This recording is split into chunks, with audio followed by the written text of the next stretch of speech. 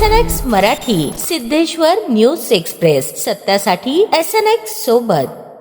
राज्य राखीव पोलीस बल गट क्रमांक 10 सोलापूर येथे जागतिक चिमणी दिनानिमित्त एका विशेष आणि प्रेरणादायी कार्यक्रमाचे आयोजन करण्यात आले होते. समादेशक डॉक्टर दीपाली काळे यांच्या संकल्पनेतून साकारलेल्या या उपक्रमामुळे पर्यावरण संवर्धनाचा ठाम संदेश देण्यात आला. चिमणी संवर्धन काळाची गरज कार्यक्रमाच्या प्रास्ताविकात निसर्ग चक्रातील चिमणीचे महत्त्व विशद करण्यात आले. शहरीकरण, काँक्रीटचे जंगल, वृक्षतोड, वाढते प्रदूषण आणि मोबाईल टॉवर्स यामुळे एकेकाळी घराघरात दिसणारी चिमणी आज दुर्मिळ होत चालली आहे.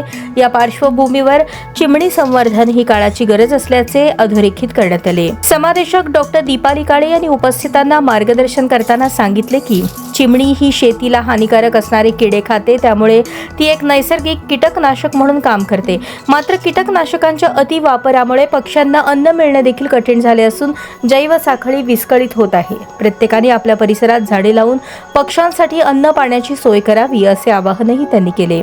या प्रसंगी ग्रीनऑपचे व्यवस्थापकीय संचालक अर्दीप राठोड यांनी बीज परिवहनासाठी पक्ष्यांचे महत्त्व आणि देशी झाडांच्या लागवडीची गरज यावर मार्गदर्शन केले.